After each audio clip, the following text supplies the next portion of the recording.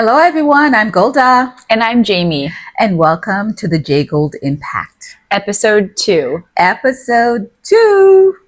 All right. So the last episode, we spoke about word of the day. Word of the year. Word of the year. See, I'm wrong. You see how much I don't like it, right? Okay. I'm even mentally blanking it out. Okay. So today we're going to talk about word of the year and why it's important and why Jamie feels that it's something that we should all look to see if we can accomplish or get a word of the year. It's January, so we're making this our second episode because it sets an intention for the rest of the year. So Jamie, go ahead and fill us in as to why you think we need a word of the year. Sure. So before I get into that, I first want to talk a little bit about why I even decided I needed a word of the year. So back in 2023, I had gained a little bit of weight and I had a belly. A belly. Okay, go ahead. A little punch. Yes. It was one of those situations where I didn't realize that I had gained weight because I was wearing stretchy pants until I saw a photo of my gut. You don't want to see my gut. Go ahead. So I saw that photo and I was like, oh no, I have to do something about it. And so I tried going to the gym and going on walks, but nothing really resonated. I couldn't stick with one activity to actually, slim down a bit. So one of my girlfriends said to me, Jamie, it's about to be top of the year 2024. You should look into a word of the year. This was my first time ever hearing about this topic and idea. And basically, the premise behind it is that you choose a word of the year to help align you to achieving your goals. So in 2024, my word of the year was accountability. Remember, I had a gut that I wanted to lose. Say accountability for that? Okay. And here's why I chose the word accountability.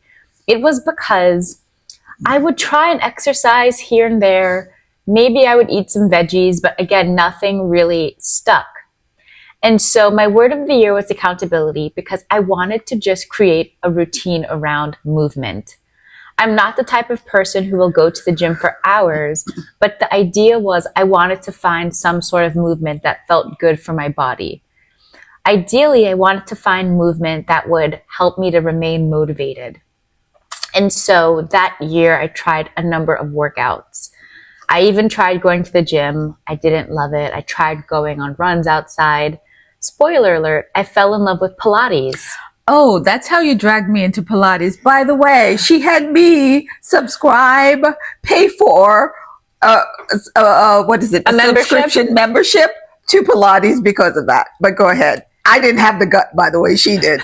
But somehow, mommy ended up signing up as well with her. For the record, I paid for my own membership.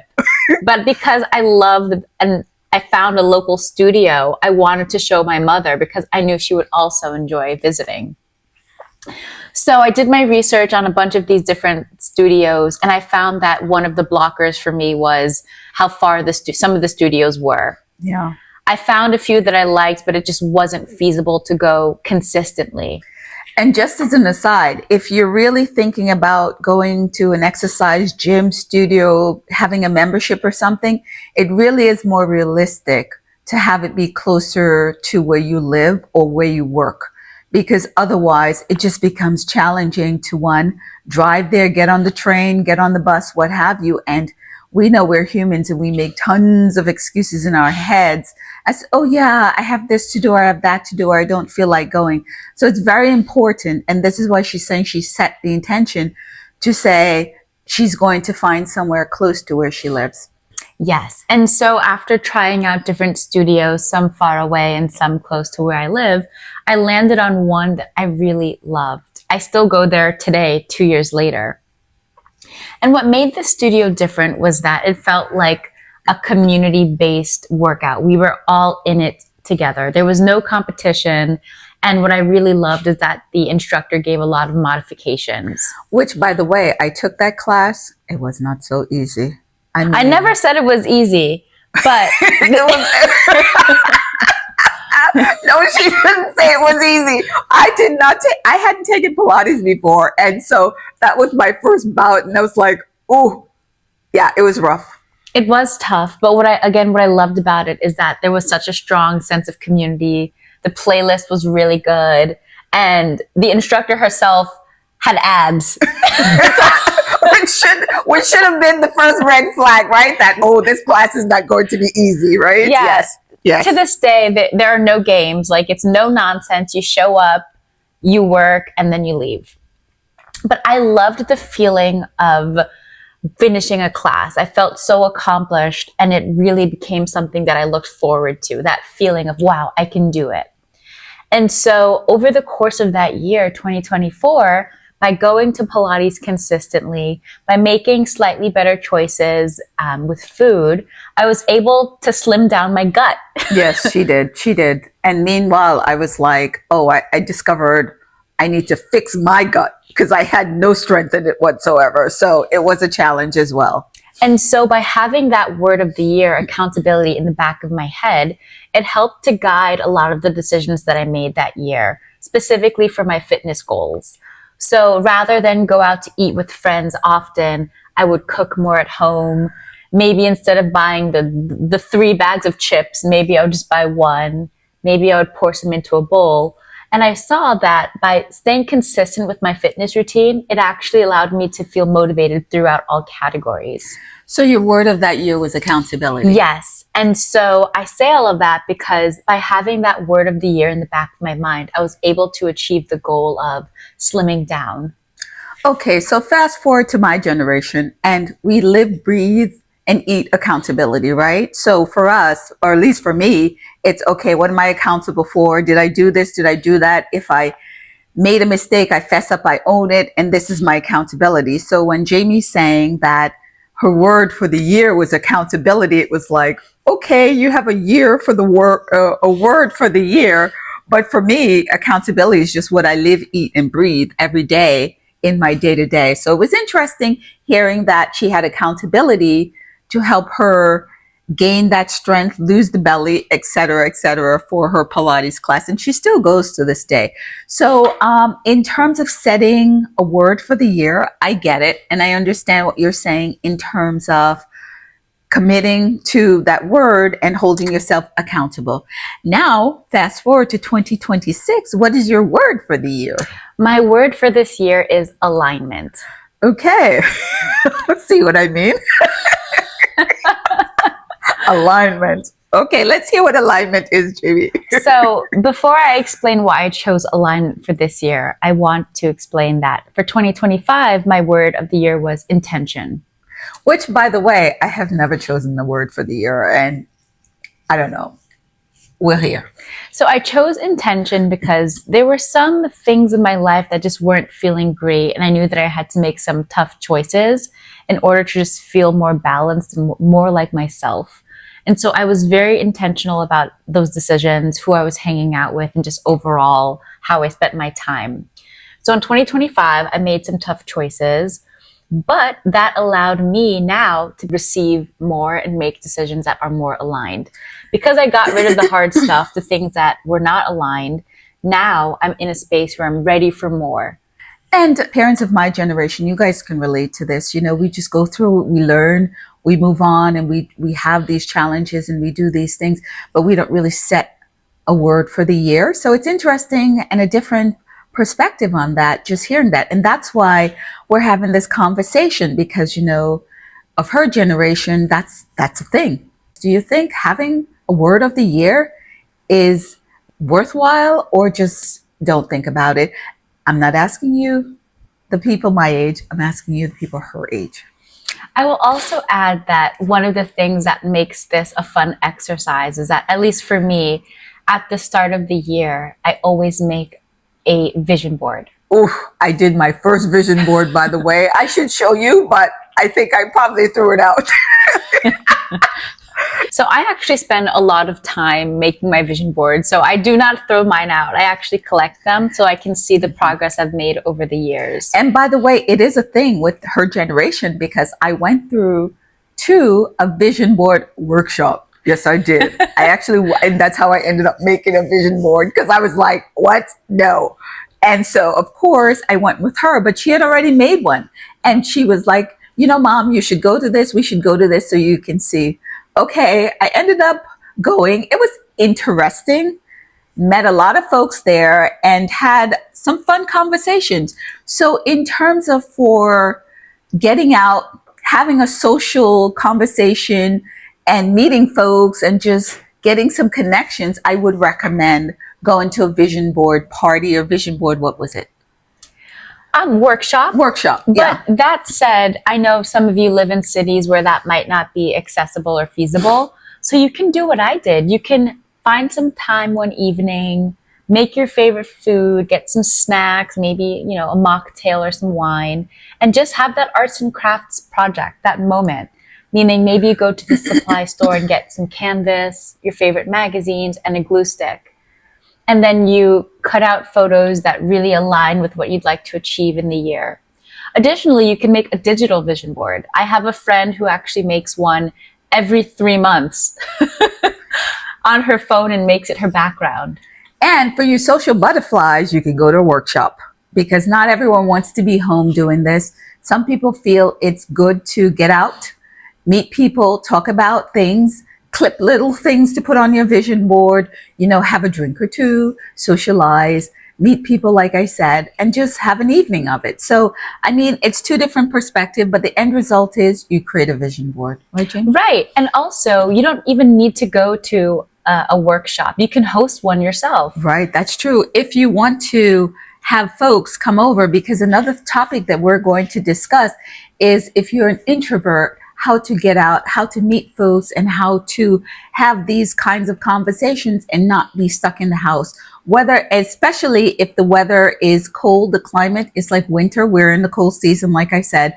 And so getting out or inviting people over to socialize, friends you haven't spoken to for years, people you haven't seen, people you're thinking about having that. It's a little bit of a challenge, right? Because you have to get together and you have to prepare meals and things like that. But it's also a lot of fun. Yes. And I highly recommend inviting some of your friends over, getting a really nice snack, a good playlist, maybe some drinks, and just manifesting, talking about what do you want to accomplish for the year ahead, maybe praying about it as well. Yeah. Creating that community. Yes. And manifesting is a good word as well, right? Because that's one of these things where if you say, because a lot of people use manifestation, right? And it's a powerful tool and it's a powerful word, but understanding how to use it and how to visualize it ties back to your vision board, correct? Absolutely. Because one of the things about manifestation is that you have to really, really believe it to be able to see it and then thus create action towards it. And so, for example, one of the reasons I love my physical vision board is that I put it in my entryway. So every time I come home, every time I'm leaving, it's a reminder of what I want to achieve and what I will achieve. And also, remember in the first episode, I said, there's always good and bad, and you have to train your brain. And the manifestation is part of that. Training your brain to see what is coming up, what is the good, my life is X, Y, and Z. I may be having arguments with my parents. I may not be feeling the best. But then in those situations and instances too, there's good. And it's like, instead of focusing on, hey, I just had a argument with my parents. Hey, I'm not going out as much as I should. Hey, you know what? I don't feel as good as I want to. It's okay. All of these things are negative, but what is the positive there? What is that day looking like for you? Because there's 24 hours in a day. And maybe for 6 of those 24 hours, you're feeling like this. What can be done to get away from that? And then that goes back to creating that vision board, tying that manifestation in and saying to myself, okay, you know what? I see X, Y, and Z. How do I get from A to B to C, and to D, the E to F, and so on. To the G, to the G. H, to the I. To the O. Yes, yes, yes. Okay, quite funny, but yes, but it is a thing. So what is your word of the year?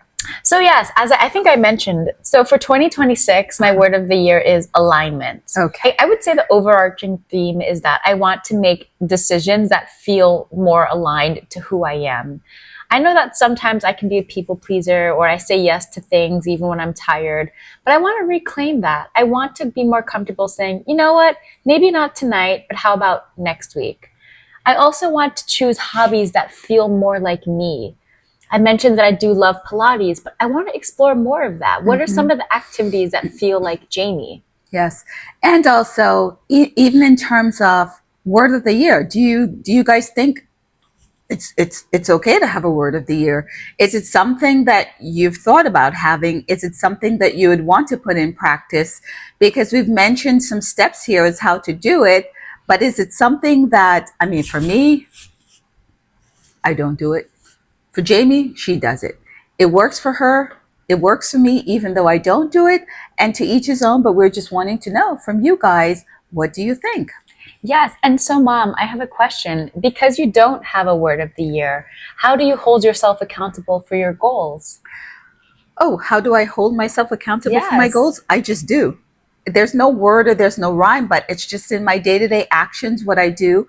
I mean, I don't usually like set a goal for the year. I usually say, okay, this is 2026.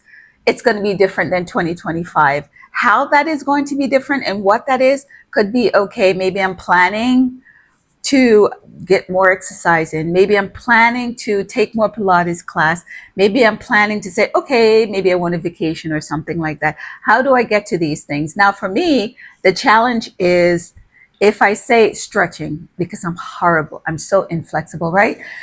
So I'll turn on YouTube and I'll just go, okay, let me find someone, look someone up that does yoga or look someone up that does Pilates. And then I'll try to do that. And I set it for like 3 times a week. Okay, so if I don't do 3 times a week, I do once a week, and then next week I'll try to get better. So it just depends. So in terms of, I'm not so flexible in terms of setting a goal, but I do have things that I would like to accomplish in 2026. And it's not anything tangible, but just in navigating, because as I wake up and I go to work and I do my thing, it's like day to day, I'm talking to folks. I try to go to the gym. If I don't go to the gym, I try to come home and I try to stretch or do some exercise or something. So in terms of the flexibility, I feel like I'm trying to accomplish that. Now, there's no structure to it, but I try to accomplish. So in a month, when I look back, I'll say, oh, I actually did pretty good, and so on and so forth. And that's it. But my question is, I want to push back because what do you do when life gets busy? When we're in the thick of work, commuting, all these things that are happening, how do you still make time for your goals?